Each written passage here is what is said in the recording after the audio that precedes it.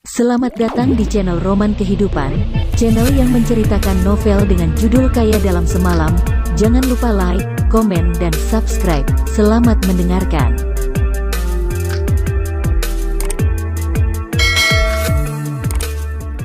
Bab 546.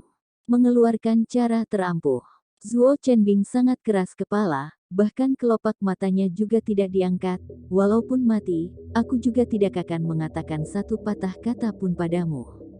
Orang yang menang menjadi raja, orang yang kalah menjadi pecundang. Kalau ingin membunuhku, bunuh saja. Dia terlihat tidak takut mati. Hanya saja, aku ingin memperingatimu. Setelah aku mati, akan ada banyak orang di organisasi bela diri yang akan dendam padamu, membencimu dan ingin membunuhmu. Walaupun aku tidak membunuhmu, mungkin juga ada sekelompok orang organisasi bela diri yang membenciku. Qin Lang tersenyum, dengan usia dan kedudukanku, akan lebih aneh jika mereka rela. Di masa depan pasti akan sering ada orang yang menusukku. Zuo Chenbing mencibir. Baguslah kalau kamu tahu, karena aku tahu, makanya aku datang mencarimu, ingin melihat ada rahasia apa di tanganmu yang bisa membuat mereka diam untuk sementara waktu. Qin Lang juga sangat jujur, paling tidak sebelum aku pergi, mereka bisa menahan diri. Sebenarnya Qin Lang tidak bermaksud untuk tinggal selamanya di organisasi bela diri. Dia adalah pemilik istana Yao Yue. Baginya, karir yang sudah dibangun oleh kakek neneknya lah yang paling berharga, karena mereka memiliki ikatan batin. Mendengar karena rahasia, wajah Zuo Chenbing pun berkedut, lalu mendengus. Aku tidak punya apa-apa. Tetua Zuo, kamu seperti ini sangatlah tidak baik. Qin Lang tersenyum, kamu sedang memaksaku untuk bertindak. Iya. Zuo Chenbing mendengus, lakukan semaumu saja. Terlihat Qin Lang memalingkan tubuh dan berkata, Zihong, suruh orang ambilkan beberapa jarum kemari. Semua orang tidak mengerti. Chang Zihong segera memerintah orang untuk mengambil satu set jarum akupuntur. Qin Lang mengambil beberapa jarum dan dengan cepat menusuk beberapa kali ke tubuh Zuo Chenbing. Awalnya, Zuo Chenbing mengira dirinya akan disiksa. Kali ini dia terlalu gegabah dan memandang Qin Lang dengan tertegun. Hanya saja, ekspresinya berubah drastis. Wajahnya menunjukkan ekspresi yang sangat nyaman, lalu tubuhnya pun tidak tahan dan gemetaran. Bagian bawah melompat beberapa kali. Apa-apaan ini? Zuo Chenbing tidak mengerti, namun tidak lama kemudian wajahnya langsung pucat, karena setelah rasa nyaman yang luar biasa, hanya dalam waktu kurang dari 30 detik, air kembali membanjiri bagian bawahnya. Akhirnya, hampir dalam 10 detik sekali, Zuo Chenbing pun terbodoh. Celananya sudah basah dan ada aroma malaise. Chang Zihong yang pertama mengerti, dia pun tidak bisa menahan dan tertawa terbahak-bahak. Tetua Zuo, mungkin hanya dalam waktu kurang dari setengah jam tubuhmu akan kering. Hahaha, cara matimu benar-benar sangat luar biasa. Zuo Chenbing sangat ketakutan. Wajahnya terlihat sangat putus asa. Qin Lang, oh tidak, utusan utama Qin Lang, apa yang kamu lakukan pada tubuhku? Cepat, hentikan, cepat atau aku sudah akan mati. Dia bertahun-tahun menjabat di posisi penegak hukum dan tidak pernah mengetahui ada hukuman seperti ini. Nyaman beberapa detik sudah selesai. Walaupun tidak mati, kedepannya dia pasti akan cacat. Walaupun usianya sudah lebih dari 50 tahun, tapi selama ini dia selalu melampiaskan nafsunya pada wanita. Aku katakan. Zuo Chenbing sangat putus asa. Aku menerima uang 30 juta yuan dari ketua organisasi bela diri Yun Cheng untuk menghentikan penyelidikan kasus korupsi biaya sekolah siswanya. Wakil ketua Dong Cheng secara pribadi melakukan penjualan pil penambah darah. Dan setelah menerima 10 juta aku tidak ikut campur lagi. Dua pejabat tinggi Ancheng berkelahi secara pribadi dan menyebabkan kematian 30 anak buah. Setelah menerima uang aku memalsukan jumlah kematian orang untuk mempertahankan jabatan mereka. 3 bulan yang lalu, aku mabuk dan tidak bisa menahan diri, lalu membuat kericuhan di sebuah klub. Aku minta maaf atas bimbingan organisasi bela diri. Dia mengakui kesalahannya pada Qin Lang. putraku menipu belasan murid perempuan dan menyebabkan 2 orang bunuh diri. Aku jugalah yang menutupi hal ini. Zuo Chenbing, kamu sangat santai ya, kelihatannya hukuman ini harus dilanjutkan. Qin Lang terlihat mempermainkan, dia bisa melihat bahwa Zuo Chenbing hanya mengatakan masalah yang kecil untuk menghindari masalah besar. Dia menepuk tangan dan bersiap-siap untuk pergi. Jiangcheng, organisasi bela diri Jiangcheng, Zuo Chenbing tidak berhenti. Mengeluarkan tipu muslihat, dulu, Nyonya Zhao dari komunitas Ming terluka dan tidak sadarkan diri, penyebabnya adalah panah ajaib dari pimpinan Li Xiaotian. Jam 7 malam, Qin Lang mengendarai Lamborghini keluar dari organisasi bela diri Naling. Setelah ditahan seharian, Zuo Chenbing pun mengakui seluruh kejahatan yang telah dia perbuat dan juga menyerahkan rahasia yang dia miliki pada Qin Lang. Qin Lang memerintah Lu Bao untuk lanjut membersihkan balai penegak hukum, juga mengingat seluruh rahasia di otaknya. Dengan adanya pegangan, Qin Lang pun semakin percaya diri untuk menaklukkan orang-orang yang membahayakan ini, tapi hari ini dia lebih tertarik dengan panah yang mengenai Nyonya Zhao, dalam pengakuan Zuo Chenbing. Beberapa tahun yang lalu, Li Xiaotian naik pangkat dari wakil menjadi pimpinan dan minum sampai puas dengan Zuo Chenbing. Di saat mabuk, Li Xiaotian mengeluarkan panah ajaib yang selalu dia bawa dan memberitahukan pada Zuo Chenbing bahwa rekor terbaiknya adalah memanah Nyonya Zhao 20 tahun yang lalu. Panah itu tidak hanya membuat Nyonya Zhao terjatuh, tapi juga berbaring selama 2 minggu. Mengenai kenapa dia memanahnya, itu karena ada orang yang memberikan tawaran harga yang tinggi, menyuruhnya untuk memanfaatkan kesempatan saat Nyonya Zhao dikepung lawan untuk memanahnya, dan pada saat itu dia memiliki utang dalam jumlah besar, walaupun tahu akibatnya sangat fatal, tapi dia tidak memiliki cara lain dan menerima tugas ini. Setelah itu, Li Xiaotian mengambil uang itu untuk membayar hutang dan juga mencari relasi untuk bergabung dengan organisasi bela diri, lalu selangkah demi selangkah naik ke posisi pimpinan. Jiangcheng komunitas Ming itu adalah organisasi Leng Qianqiu, kemampuan mereka sangat kuat dan diakui semua orang, bahkan organisasi bela diri juga harus berhati-hati pada komunitas Ming, dan Nyonya Zhao dari komunitas Ming adalah istri dari penguasa tertinggi di komunitas Ming. Hal ini sangat serius, selama itu Li Xiaotian juga sangat khawatir. Dia takut kalau komunitas Ming akan mencarinya. Mendengar kabar ini Zuo Chenbing sangat terkejut, tapi dia juga tidak melaporkannya. Bahkan setelah Li Xiaotian sadar, dia juga pura-pura tidak mendengar apapun. Li Xiaotian juga tidak mengujinya apakah dia mendengar sesuatu atau tidak, tapi setiap tahun selalu memberikan uang padanya dari 10 juta dan meningkat hingga 30 juta, ini adalah bukti tak berwujud dari kejujuran yang diungkapkan saat mabuk. Apakah perlu menyampaikannya pada Kak Leng? Mobil sedang berjalan, Qin Lang bersandar di tempat duduk sambil merenung, semenjak dia dan Leng Qianqiu menjadi saudara yang memperlakukan satu sama lain dengan tulus, Qin Lang menjadi semakin peduli dengan masalah komunitas Ming, tapi setelah merenungkannya, dia pun menepis pemikiran ini. Bagaimanapun sama sekali tidak ada bukti. Jika mengatakan hal ini, tidak hanya akan membuat Leng Qianqiu stres, juga akan membuat organisasi bela diri Jiangcheng panik. Qin Lang memutuskan untuk mendekati Li Xiaotian secara pribadi. Setelah mengkonfirmasi kebenarannya barusan memberitahukannya pada Leng Qianqiu. Ting, pada saat ini, ponsel Qin Lang bergetar. Dia memakai earphone dan mengangkat telepon. Dengan cepat terdengar suara jeritan wanita. Qin Lang, apa kabarmu? Qin Lang awalnya tertegun, akhirnya dia pun tersenyum dan menjawab, Neneklah, kenapa Anda menelepon? Bagaimana kabarmu? Apakah kamu sehat? Dia sama sekali tidak menyangka Neneklah akan menghubunginya. Mata orang tua ini buta. Qin Lang selalu mencari cara pengobatan dari kitab racikan obat, tapi kebutaan Neneklah ini sangat sulit diobati, bukan kebutaan biasa. Oleh karena itu, selama ini masih belum menemukan cara terbaik. Sekarang, Qin Lang sudah bisa melakukan akupuntur pada Zuo Chenbing. Dia sudah mengerti titik akupuntur dan prinsip-prinsip tubuh manusia. Dari awal dia sudah memasuki tahap yang tidak bisa dicapai oleh dokter pada umumnya.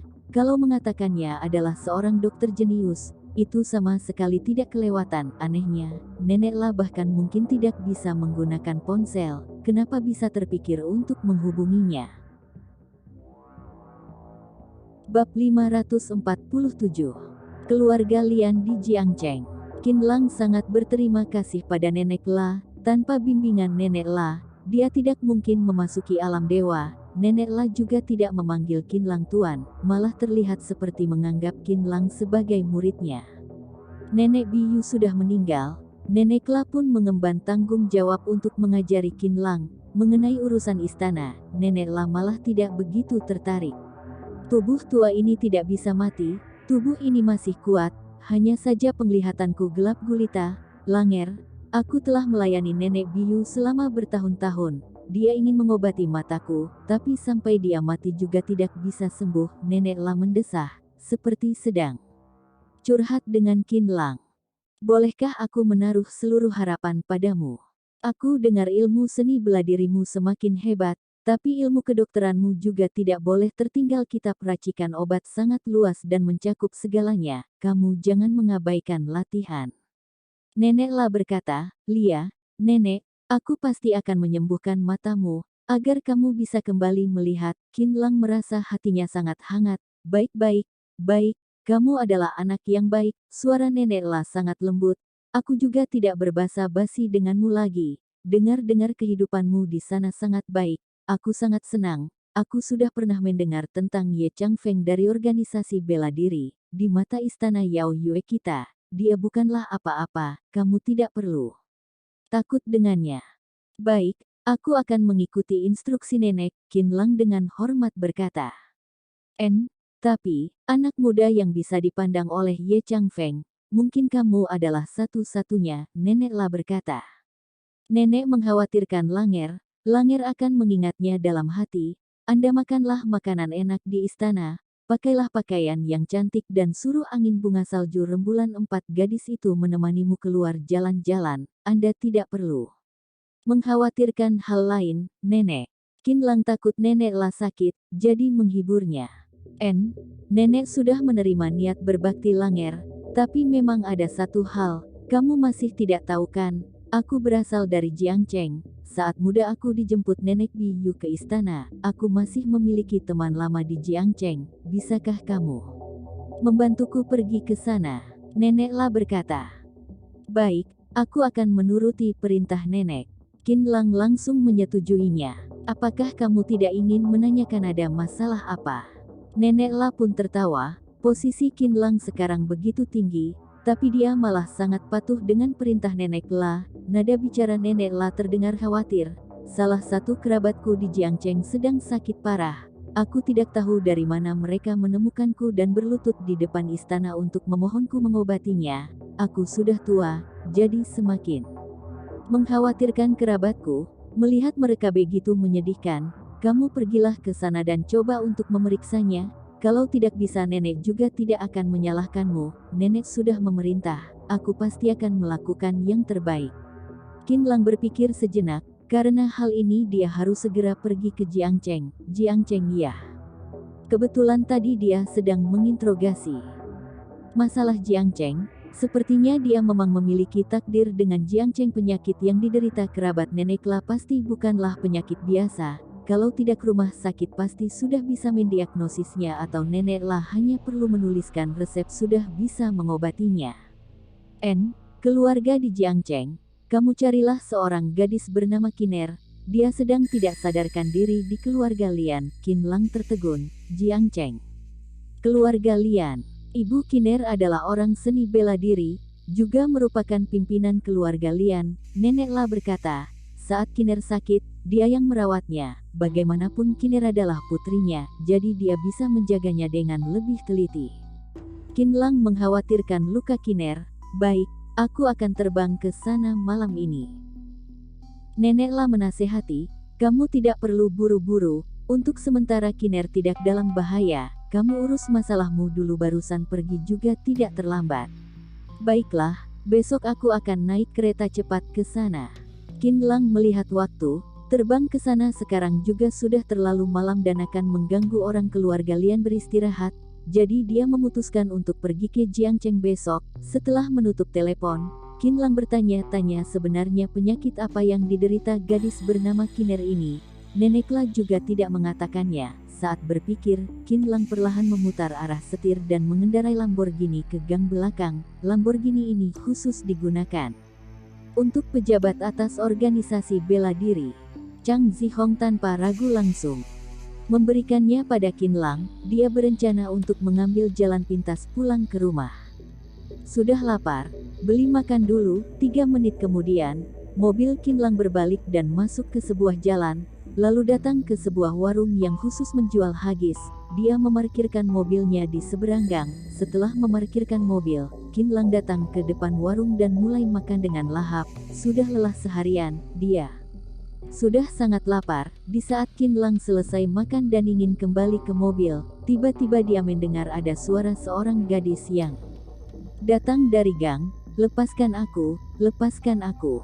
Jangan sentuh aku, jangan sentuh aku. Qin Lang langsung berlari mengikuti arah datangnya suara dan datang ke ujung gang. Di lantai ada tas yang terjatuh dan juga ada sepasang penyumbat telinga dan ponsel. Selanjutnya adalah sebuah mobil van. 5 pemuda sedang menangkap seorang gadis setengah mabuk setengah sadar dan menyeret gadis itu ke dalam mobil seperti mangsa. Di wajah mereka terlihat senyuman yang vulgar. Gadis ini tinggi dan cantik, seluruh tubuhnya membuat orang tergoda, mulutnya disumbat, rambutnya tergerai, pakaiannya juga sudah robek dan menunjukkan tubuhnya yang gemetaran. Karena angin yang dingin, saat ini, mata gadis cantik ini penuh dengan ketakutan. Tidak perlu bertanya, Qin Lang juga sudah tahu kalau gadis ini sedang dipaksa untuk diperkosa oleh orang-orang ini dan juga tahu bahwa malam ini dia akan mengalami penganiayaan yang amat kejam.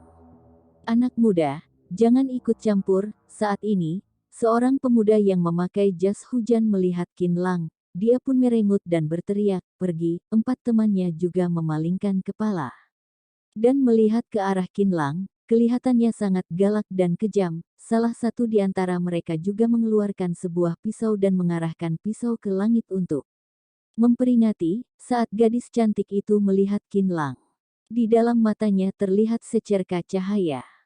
Dengan lemah berteriak, "Tolong aku, tolong aku!" Plak! Seorang pemuda yang memakai mantel hitam langsung menamparkan wajah gadis itu. "Kurang ajar! Tolong apaan? Setelah meminum begitu banyak bir kami, emangnya kenapa kalau kami memainkanmu?" Wajah wanita pun terlihat bekas 5 jari. Pemuda dengan pakaian hitam itu menunjuk Qin Lang dan kembali berteriak, "Pergi, orang yang seharusnya singkir adalah kalian." Qin Lang tidak berbasa-basi dan langsung menghampirinya. Cari mati. Melihat Qin Lang datang merusak rencana mereka, 5 pemuda berpakaian hitam itu sangat marah. Mereka pun mengeluarkan senjata dan mengelilinginya. Qin Lang sangat santai dan langsung menerobos dari bagian tengah ke 5 orang itu.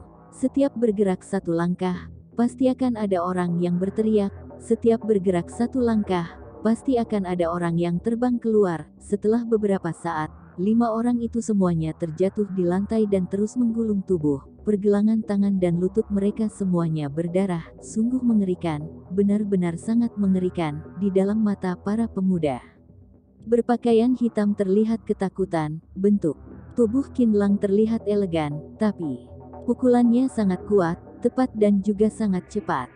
Kedua belah pihak sama sekali tidak sebanding. Dia berteriak, "Anak muda, apakah kamu sudah memikirkan akibat dari menyinggung kami 5 tiran Yanjing?" Plak! Qin Lang melayangkan tamparan dan memukul pemuda berpakaian hitam itu sampai giginya patah. "Dengan kemampuan kalian ini, masih mengatakan kalian adalah 5 tiran? Apakah kalian pernah bertemu dengan tiran asli? Walaupun kalian adalah tiran, maka ku adalah musuh bebuyutan tiran." Qin Lang kembali melayangkan tamparan. Gigi pemuda berpakaian hitam itu terjatuh. Terlihat sangat menyedihkan, namun tidak sanggup melawan, hanya bisa menggigit gigi dan menahan. "Aku beritahukan padamu. Belakang kami ada orang." Plak! Qin Lang mengangkat kaki dan menendang pemuda baju hitam hingga terbang. Bab 548. Qin Lang membantu. Pemuda lain melihat keadaan tidak begitu baik. Mereka pun segera melarikan diri. Qin Lang dengan cepat berjalan ke samping gadis yang dianiaya itu dan bertanya, "Apakah kamu bisa berdiri?" Gadis cantik tidak berbicara, namun tubuhnya dengan lemas bersandar di sambil kaki Qin Lang, berkata sambil menangis, "Aku ucapkan terima kasih banyak, Mungkin karena ketakutan, tubuh gadis gemetaran di atas tubuh Qin Lang, gemetaran dan wanginya berterbaran, hati Qin Lang sedikit tergerak, tapi dalam sedetik langsung menghilang, dia sudah bertemu dengan terlalu banyak wanita cantik, terhadap gadis cantik, dia juga tidak memiliki terlalu banyak perasaan. Sudahlah, jangan menangis lagi, aku sudah menghabisi mereka. Melihat gadis itu begitu menyedihkan, Qin Lang pun memungut tas dan ponsel gadis yang terjatuh dan memberikan padanya. "Lapor polisi atau hubungi keluargamu saja." Gadis itu menatap Qin Lang dan menganggukkan kepala, lalu mengambil ponsel dan menelepon. Setelah itu dia menatap Qin Lang dan berkata, "Namaku Yun Beibei, sangat berterima kasih kamu sudah menolongku. Kalau kamu tidak muncul, malam ini aku mungkin akan sangat menyedihkan. Bolehkah kamu memberitahukan namamu padaku? Lain kali aku pasti akan berterima kasih padamu." Emosi gadis perlahan mulai stabil. Wajahnya juga terlihat lebih tenang. "Tentu saja boleh, namaku Qin Lang." Qin Lang sangat murah hati, namun tidak perlu berterima kasih lagi. "Aku hanya membantu hal kecil saja, tapi lain kali kalau sudah begitu malam, kamu seorang gadis sebaiknya jangan keluar sendirian dan juga jangan minum terlalu banyak bir." Dia mengingatkan, agar tidak bertemu dengan orang jahat. Yun Beibei mengangkat wajahnya dan menganggukkan kepala. "Aku datang berlibur ke Yanjing dengan sahabatku, besok aku akan pulang. Malam ini suasana hatiku sedang buruk, jadi keluar minum bir. Aku kelupaan dan minum terlalu banyak, lalu bertemu dengan beberapa bajingan." Nada gadis terdengar yakin, "Tapi kamu tenang saja, kedepannya aku tidak akan begitu keras kepala lagi." "Suasana hatimu buruk, tidak heran." Qin Lang mengerti, tapi berada di luar tetap harus belajar melindungi diri sendiri. "Kamu benar-benar sangat baik, kalau dia memiliki setengah sikap perhatianmu."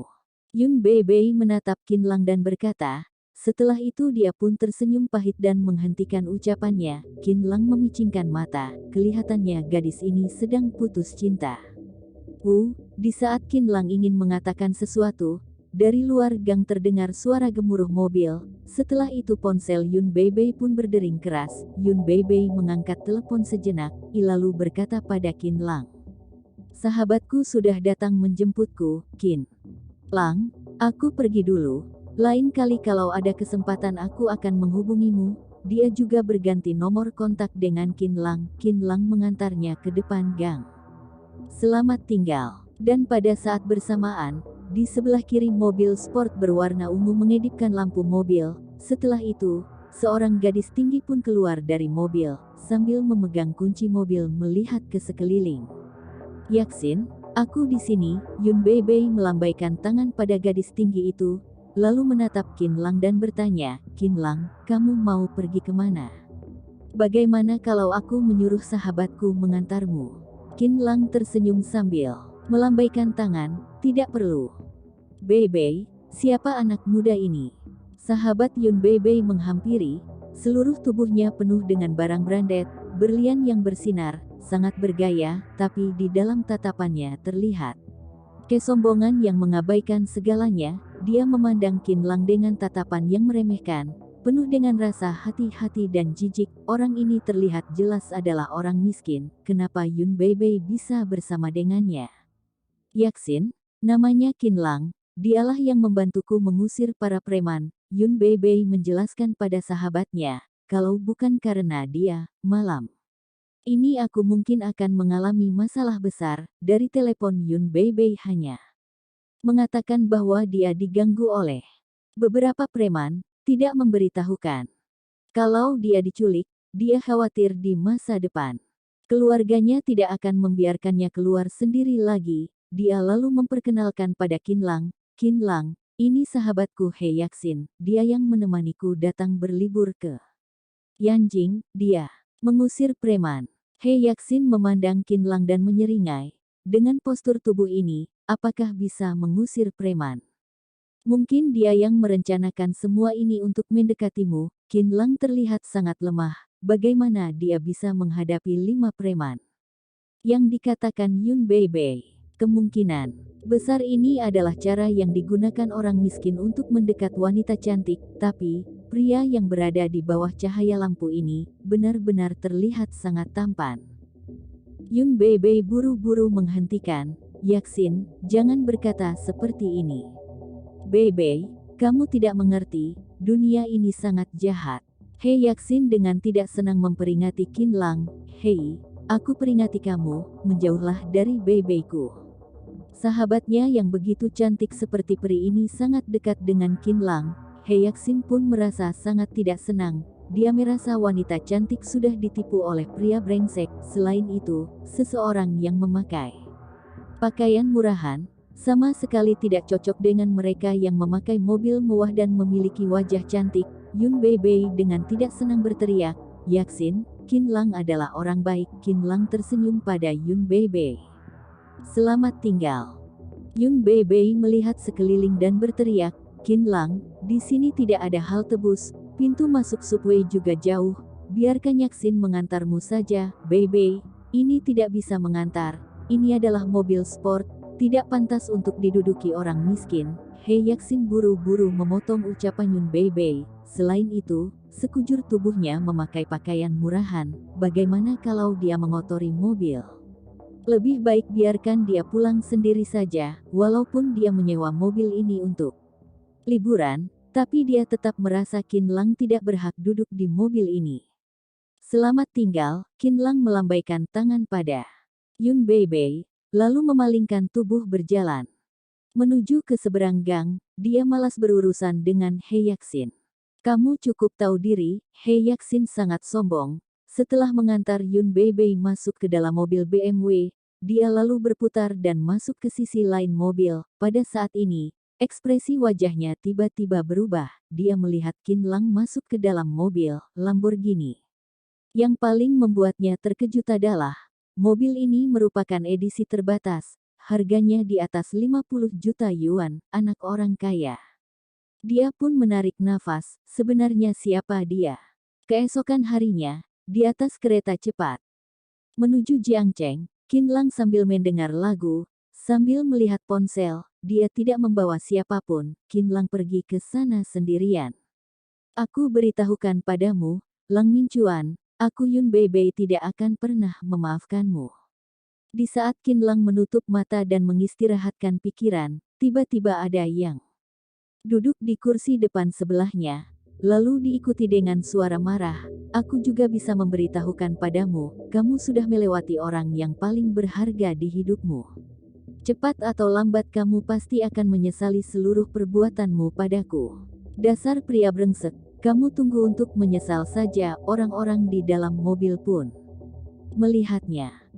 Wanita di kereta cepat mendekat dan ingin menghentikan, tapi melihat Yun Beibei begitu marah dan juga memarahi pria brengsek, wanita itu sementara tidak bergerak. Yun Beibei mendengar 3 kata ini, Qin Lang pun membuka mata dan melihat ke sana. Dia pun tertegun, benar-benar adalah wanita yang dia selamatkan semalam. Yun Beibei mengenakan sepatu bot panjang dan celana hitam ketat. Setelah melepaskan jaketnya, bagian atasnya hanya memakai sweater berwarna krem, terlihat sangat seksi dan menawan, walaupun memakai kacamata hitam.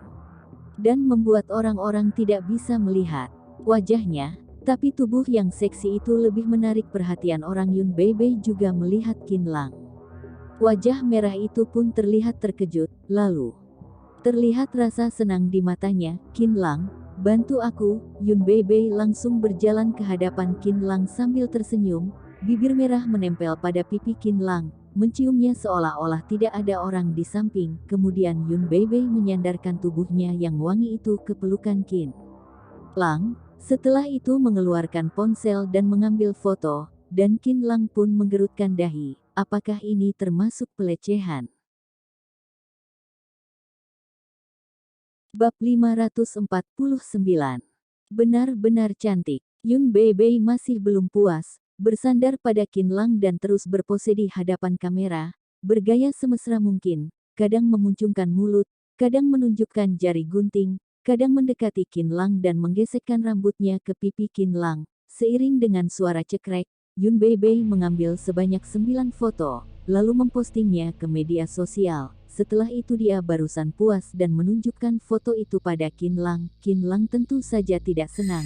Apa maksud gadis ini? Tidak hanya mengambil foto, tapi juga mempostingnya ke media sosial, seolah-olah mereka berdua benar memiliki hubungan yang dekat. Semalam mereka saling menambahkan kontak WeChat. Qin Lang menggerutu sambil melihat postingan lingkaran pertemanannya yang sudah terpampang foto mesra mereka berdua.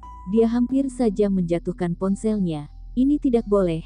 Kalau sampai Yuer melihat ini, tidak tahu masalah besar apa yang akan terjadi.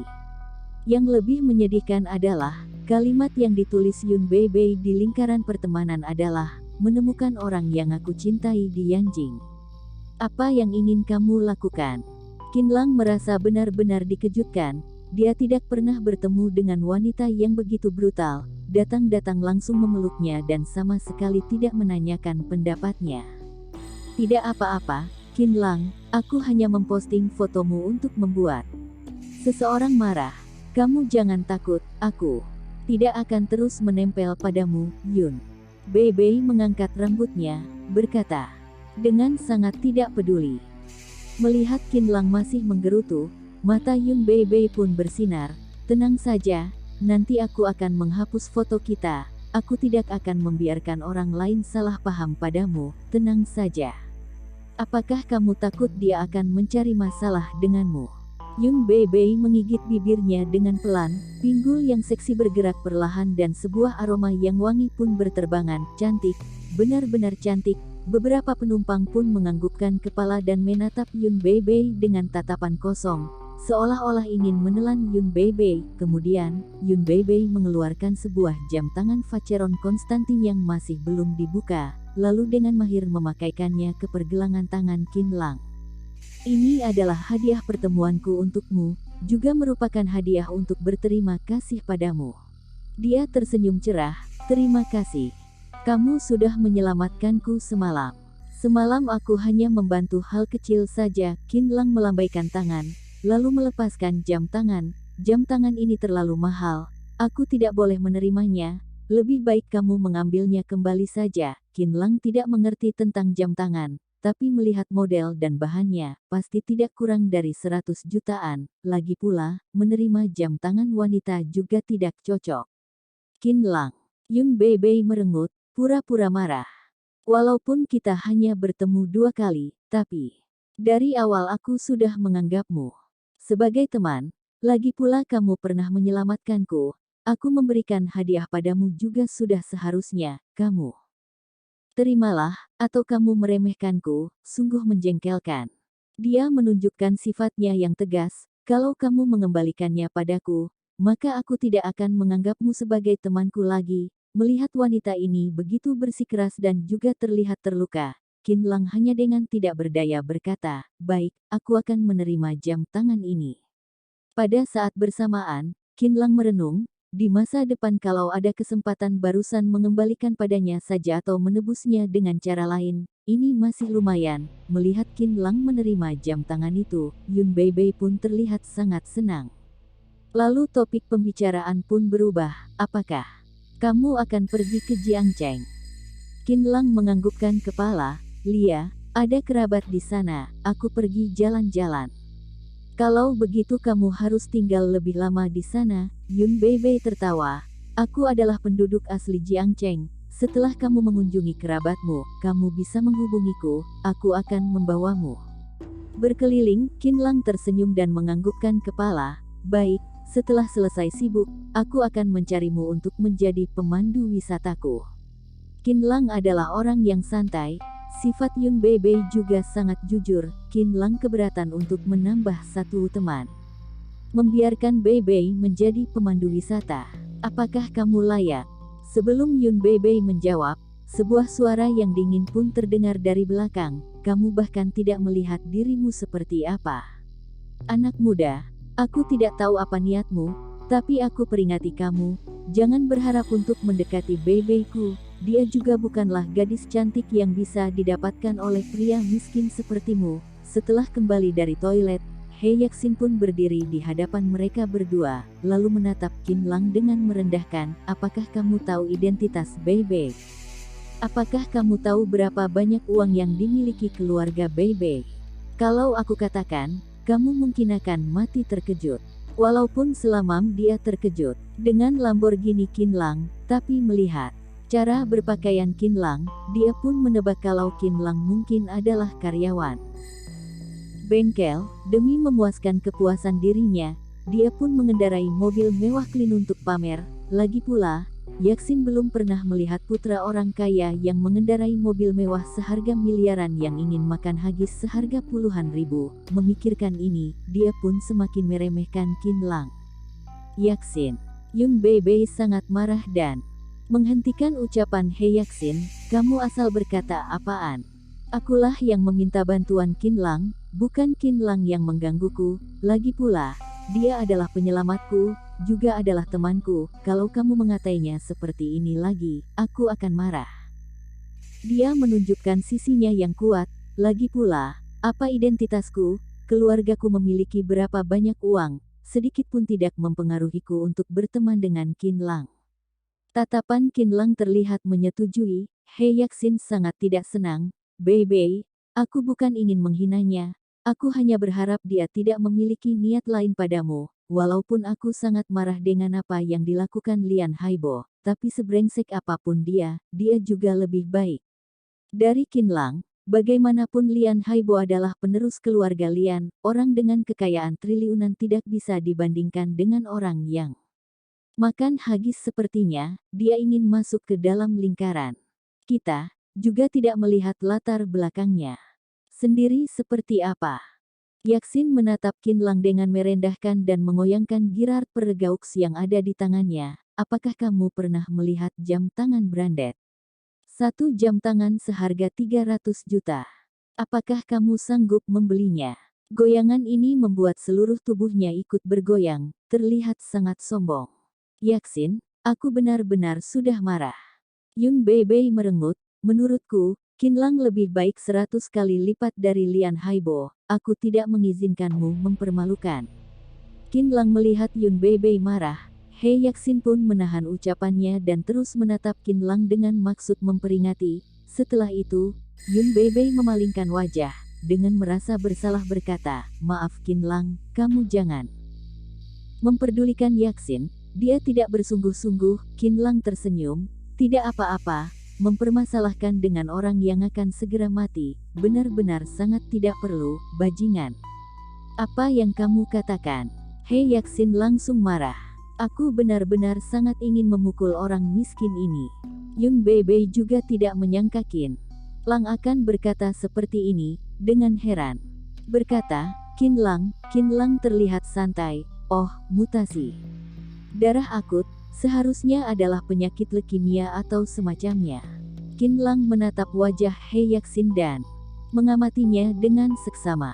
Bajingan, kamu mengutukku. He Yaxin menggerutkan dahi, orang miskin ini asal berbicara, dia setiap hari bisa makan bisa tidur, tubuhnya juga tidak pernah merasa tidak nyaman, benar-benar kurang ajar.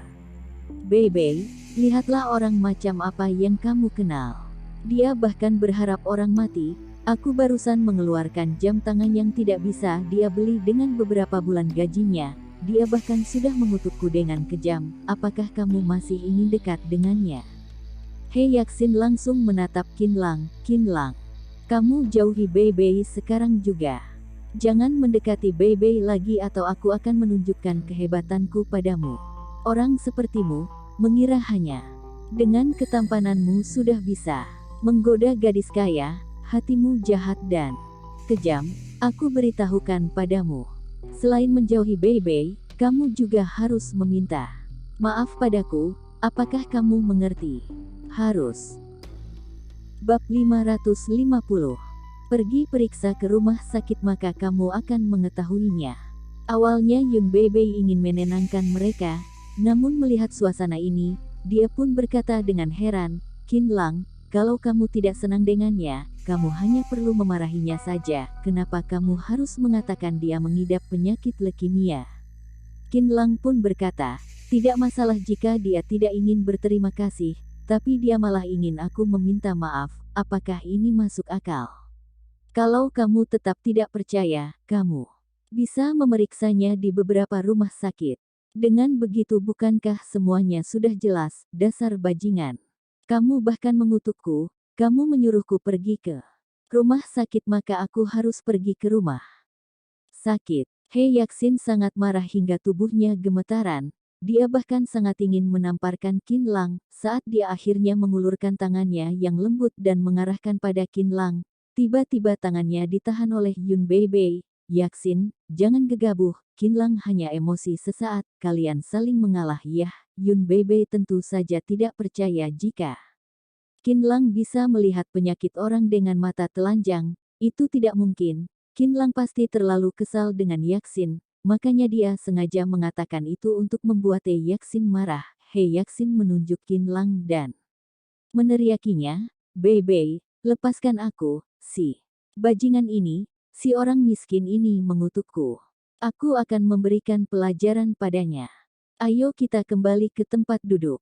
Berikan sedikit wajah padaku dan lupakan hal ini, jangan mengungkitnya lagi ya. Yun Beibei menarik sahabatnya kembali ke tempat duduk dan memberi isyarat kepada Qin Lang untuk tidak berdebat lagi. Ingat, setelah turun dari kereta cepat segera pergi berobat ke rumah sakit. Qin Lang menutup mata beristirahat, atau nyawamu akan terancam. Masih mengatakannya, Yaxin sangat marah, tapi dia tidak bisa melepaskan dirinya dari tarikan Yun Beibei, jadi dia hanya bisa menunjuk Qin Lang dan berteriak, Qin Lang, kamu tunggu saja, sebentar lagi aku akan menghabisimu. Yaxin benar-benar sangat marah. Seorang gadis cantik yang sehat tiba-tiba dikatai menderita leukemia, disindir oleh seluruh orang di kereta dan orang yang menyebarkan gosip itu adalah orang miskin, benar-benar tidak bisa ditahan. Yun Beibei juga sangat tidak berdaya. Sepanjang jalan dia terus membujuk sahabatnya dan tidak menghampiri Qin Lang. Lagi, Qin Lang tidak peduli, menutup mata beristirahat, dia memberitahukan penyakit Yaxin karena Yun Beibei, namun Yaxin tidak hanya tidak menghargai dan malah berteriak. Qin Lang juga malas menghiraukannya lagi. Setelah 3 jam kemudian, kereta tiba di stasiun. Qin Lang pun meluruskan pinggangnya dan berjalan keluar, lalu berdiri di area terbuka sambil menghirup udara segar. Qin Lang, aku berikan kesempatan terakhir padamu, segera minta maaf padaku dan demi Beibei aku tidak akan mempermasalahkan masalah hari ini. Sebelum Qin Lang mengambil kopernya dan pergi, dari belakang, Yaxin menarik Yun Beibei berdiri di hadapan Qin Lang, wajahnya terlihat sangat kesal. Yun Beibei juga berkata, Qin Lang, kamu minta maaflah pada Yun Beibei, dia sudah berusaha selama beberapa jam dan akhirnya berhasil menenangkan emosinya, kalau tidak, dengan sifat dan cara bertindak Yaxin, hari ini Qin Lang mungkin akan mendapatkan masalah. Qin Lang menatap Yaxin dan berkata, minta maaf. Kenapa? Kamu tidak senang kalau aku menyuruhmu meminta maaf. Ini adalah kesempatan yang diusahakan Beibei untukmu, kalau tidak, aku tidak mungkin berbicara baik-baik padamu. Yaxin mengangkat alis, sangat marah, ini sama artinya dengan memberikan satu kesempatan pada Qin Lang. Qin Lang menggelengkan kepala, kamu mungkin tidak pantas. Ini juga karena Qin Lang berbaik hati atau Qin Lang benar-benar tidak keberatan untuk meminta maaf dan membiarkan Yaxin mengabaikan penyakit leukemianya, lalu menderita dan mati. Aku tidak pantas. Yaxin malah tertawa, apakah kamu berani mengatakannya sekali lagi? Yaxin benar-benar sangat merendahkan Qin Lang yang tidak tahu diri ini, kalau bukan karena memandang wajah Yun Beibei. Dari awal dia pasti sudah menginjak Qin Lang sampai mati. Qin Lang tetap berkata, mengatakan 2 kali lagi juga sama saja, kamu tidak pantas. Baik, baik, asal kamu jangan menyesal saja. Yaxin memalingkan tubuh menatap Yun Beibei. Beibei, kamu sudah lihat kan, bukannya aku tidak memandang wajahmu, melainkan dia yang bersikeras. Kamu juga jangan menasihatiku lagi, ada orang yang tidak sampai akhir tidak akan menyerah. Kalau kamu tidak membiarkannya menerima sedikit pelajaran, selamanya dia tidak akan tahu diri. Setelah selesai berkata, dia sambil berjalan ke eskalator, sambil mengeluarkan ponsel dan menelepon. Dia ingin mencari orang untuk memberikan pelajaran pada Qin Lang. Melihat He Yaxin benar-benar marah, Yun Beibei pun menggerutkan dahi dan menatap Qin Lang dengan senyuman tidak berdaya. Qin Lang, kali ini kamu benar-benar sudah keterlaluan. He Yaxin bukanlah gadis biasa, keluarganya sangat kaya, pacarnya juga merupakan orang pemerintahan, kenal dengan berbagai macam kalangan orang. Barusan kamu sudah melewati kesempatan untuk berbaikan dengannya. Sejujurnya, dengan latar belakangmu, kamu sama sekali tidak bisa melawan He Yaxin. Jika barusan kamu meminta maaf, maka kamu bisa menghindari banyak masalah. Yun Beibei juga sangat lelah. Dia sudah menasihati He Yaxin sepanjang jalan, akhirnya Qin Lang malah tidak menghargai. Aku tidak merasa aku akan mengalami masalah. Qin Lang tersenyum, melainkan kamu. Sebaiknya kamu mengingatkannya untuk pergi melakukan pemeriksaan di rumah. Kita tahu dia benar-benar tidak akan hidup lebih dari 3 bulan. Qin Lang sudah berusaha sebisa mungkin, dia tidak ingin melihat sebuah nyawa hilang begitu saja. Qin Lang. Nada Yun Beibei semakin keras, bertengkar ya bertengkar, jangan mengutuk orang dengan penyakit. Kesan pertamanya pada Qin Lang sangat baik, tapi Qin Lang terus-menerus mengutuk orang dengan penyakit, hal ini terlalu keterlaluan.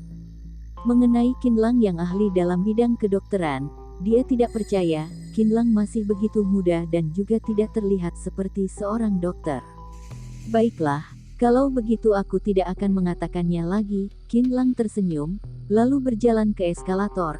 Dia sudah berusaha. Melihat Qin Lang seperti ini, Yun Beibei pun menggosok kepalanya, merasa Qin Lang begitu mengerti keadaan. Namun, teringat Qin Lang pernah menyelamatkan dirinya, dia pun memutuskan untuk menasihati sahabatnya lagi. Qin Lang tidak peduli dengan pemikiran Yun Beibei, dia hanya mengeluarkan ponsel dan melihat alamat keluarga Lian. Barusan selesai melihat, ponselnya pun mulai bergetar. Qin Lang memakai earphone. Halo, ini siapa? Apakah Anda adalah Tuan Muda Qin? Dari balik telepon terdengar suara yang sopan. Aku adalah pengurus rumah keluarga Lian. Lian Ronghua, Nyonya mengutusku untuk datang menjemputmu di stasiun. Bolehkah aku tahu sekarang Tuan Muda Qin sedang berada di pintu keluar mana? Qin Lang tertegun, sedikit terkejut. Mereka mengetahui dirinya naik kereta cepat dan juga mengetahui waktu kedatangannya. Kelihatannya keluarga Lian bukanlah orang biasa. Pengurus rumah Lian, maaf sudah merepotkanmu, aku keluar dari bagian utara. Qin Lang memberitahukan ciri-cirinya. Aku memakai mantel biru, celana jeans, di tanganku ada sebuah koper hijau. Aku mengerti. Nada bicara Lian Ronghua sangat rendah hati. Mohon Tuan Muda Qin tunggu sebentar, saya akan segera ke sana. Qin Lang menutup telepon, memikirkan nada bicara Lian Ronghua yang begitu sopan, lalu teringat dengan He Yaxin yang begitu semena-mena. Dia pun merasa orang kaya benar-benar berbeda jauh. Setelah 3 menit kemudian, Qin Lang berdiri di depan pintu keluar utara. He Yaxin dan Yun Beibei juga sedang berdiri menunggu mobil. Qin Lang, apakah kamu benar-benar tidak ingin meminta maaf padaku? He Yaxin kelihatannya masih marah, tapi dia terlalu marah sampai tersenyum. Adalah senyuman yang dingin. Qin Lang tidak menghiraunya. Niat baik malah disalahpahami. Kalau begitu dia juga tidak berdaya lagi. Melihat ekspresi Qin Lang menjadi serius, Yun Beibei juga tidak menasihati Qin Lang lagi. Yun Beibei benar-benar memikirkan kebaikan untuk Qin Lang. Namun ekspresi Qin Lang terlihat seperti tidak ada ruang untuk negosiasi lagi. Yun Beibei sangat mengerti sifat He Yaxin. Qin Lang, kamu berpergian di luar dan menyinggung gadis yang berlatar belakang seperti Yaxin. Kalau begitu kehidupanmu di luar mungkin tidak akan semudah itu.